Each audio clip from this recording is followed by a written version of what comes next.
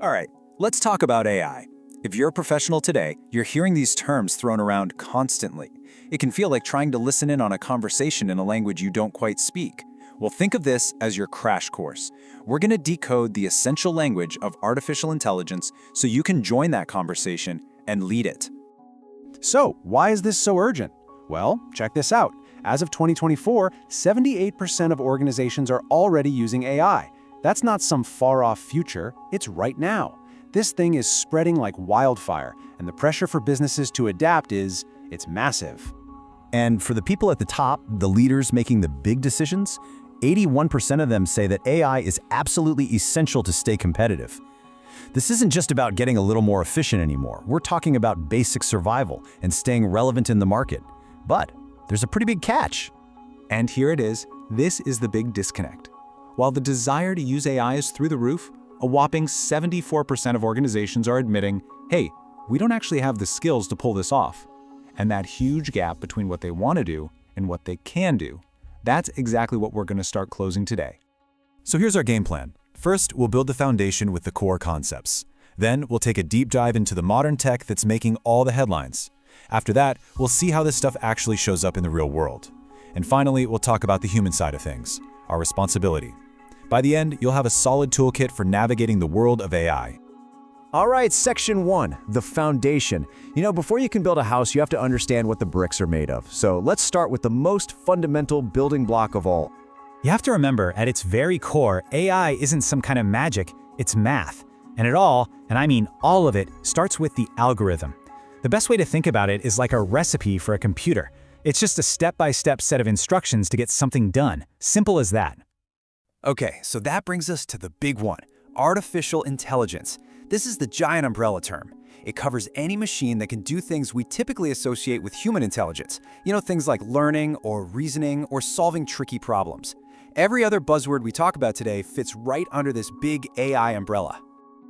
Now, this is a really important distinction to make. The AI that we have right now, the stuff we actually use every day, is what we call narrow AI.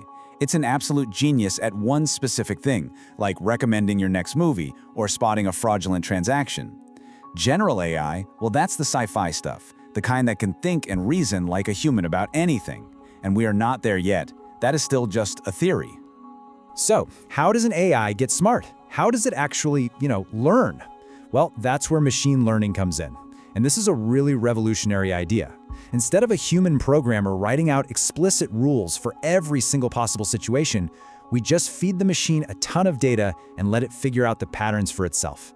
It's a huge shift from just following instructions to actually gaining experience. Let me put it another way, because this is the key. In the old way of doing things, a human programmer wrote every single rule. If this happens, do that. With machine learning, we flip that on its head. Humans provide the examples, the data, and the computer learns the rules from that data. That one simple change is the engine behind almost every AI breakthrough you've seen recently.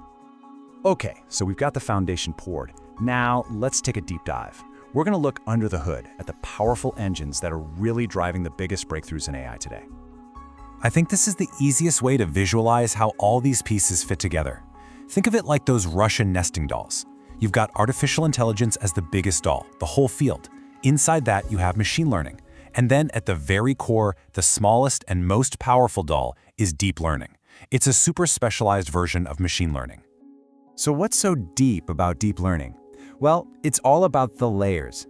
It uses these complex networks with many, many layers stacked on top of each other. And that depth is what allows it to find incredibly subtle, complex patterns in huge amounts of data, the kind of patterns a human might never even notice. And the engine that makes all of this deep learning possible? It's called a neural network. Now, these are directly inspired by the human brain. They're built from tons of interconnected nodes, you can call them neurons, and they learn by making the connections between these nodes stronger or weaker. It's a lot like how our own brains form new pathways when we learn something new. Okay, that's enough theory for a bit. Let's bring this all back down to earth and talk about AI in the real world. Where does this stuff actually show up? Well, it's everywhere, from the phone in your pocket to the software you're using at work. Let's start with how machines understand us. That's the job of natural language processing, or NLP.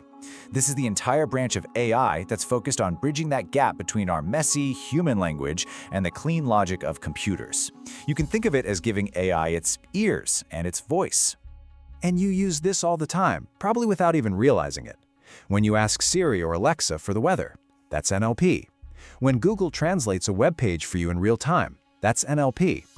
And in the business world, it's doing things like analyzing thousands of customer reviews for sentiment, or automatically sorting through resumes to save HR teams a ton of time.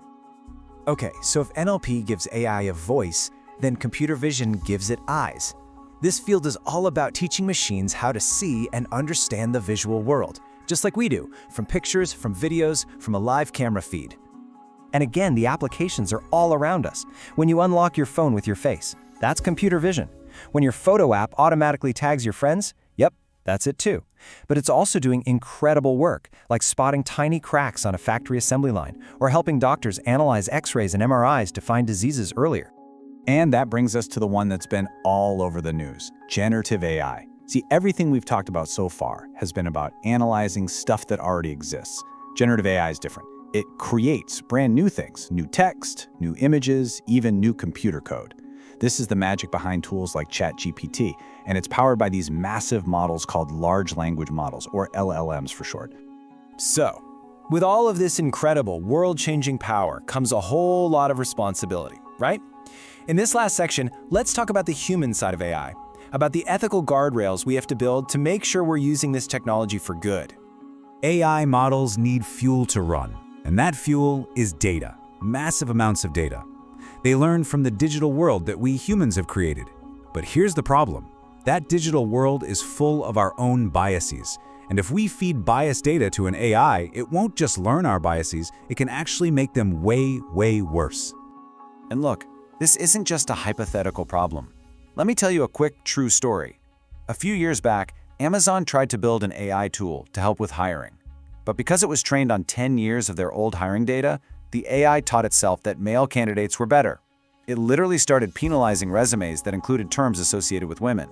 It's a perfect and pretty scary cautionary tale about what happens when we get this wrong. So, we've gone on quite a journey. We started with the basic building blocks, like algorithms, and we worked our way all the way up to the incredible applications changing our world. These aren't just buzzwords to you anymore. They're concepts, they're tools. You now have a real, foundational grasp of this new language. So the only question left to ask is, what are you going to build with it?